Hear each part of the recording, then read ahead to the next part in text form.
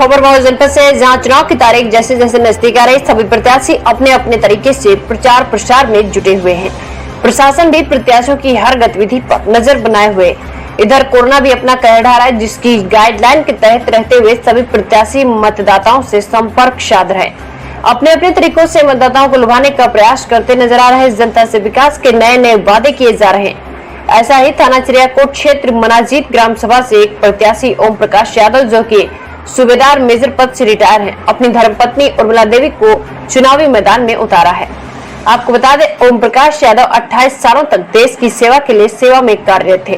अब वह सूबेदार मेजर के पद से रिटायर होने के बाद समाज सेवा से जुड़ गए और अपनी धर्मपत्नी उर्मिला देवी को चुनावी मैदान में उतारा है। अब देखना है कि उर्मिला देवी को जनता का आशीर्वाद मिलता है या नहीं।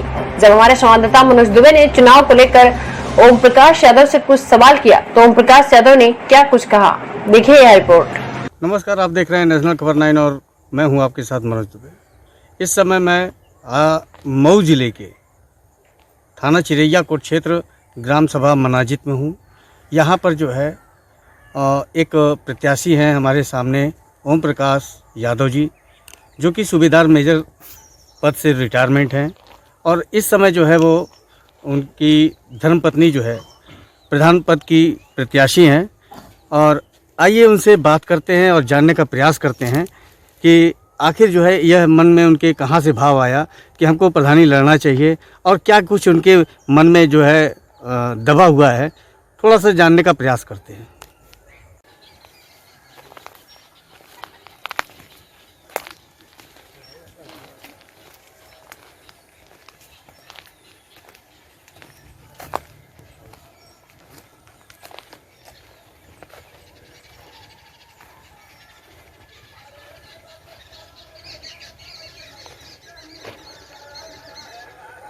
इधर आप देख रहे हैं राम लक्ष्मण यादव का ट्यूबवेल, मनाजित ग्राम सभा चिड़ियाकोट थाना अंतर्गत देख रहे हैं। इस पर 3,18,000 कुछ रुपए लगभग उतार लिया गया, जो एक फौड़ा तक भी नहीं चला है। ये रास्ता आप देख रहे हैं, ये रास्ता है ग्राम सभा मनाजित में। मौके पर 4 फीट रास्ता मिलेगा। सरकार का रुपया दुरुपयोग किया गया, अवैध तरीके से लुटाई की गई। 3,18,000 राम लक्ष्मण यादव के ट्यूबवेल से और नहर तक।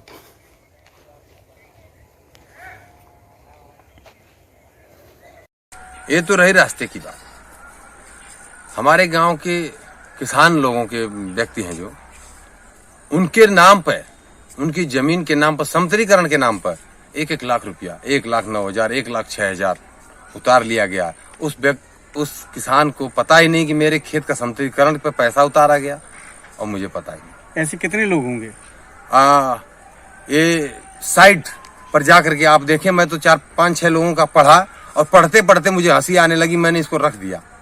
मैं रख बोला कि वाह, हम लोग बोलते हैं कि हिंदुस्तान में विकास नहीं हुआ, आजाद हुए 75 साल हो गया, गांव में काम क्या हुआ।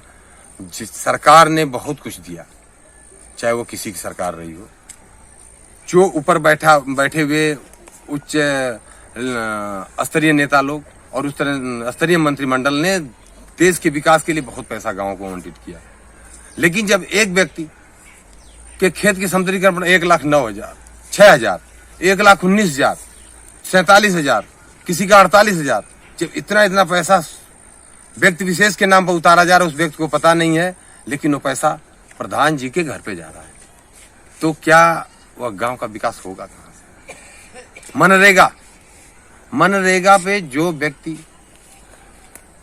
मर गए, उनका देहांत हो गया, उनके नाम पर भी मरने के बाद भी मृतक आदमी भी आकर के काम किया और पैसा उतार लिया गया है खाते से। इससे ज्यादा मनाजित की जनता का, मनाजित ग्राम सभा के लोगों के लिए दुर्भाग्य की बात क्या हो सकती है। और एक काल्पनिक कपोल बात नहीं है। अगर मैं किसी पर आरोप लगा रहा हूं तो उसके लिए अगर गलत साबित होगा तो सजा खाने के लिए भी तैयार हूं।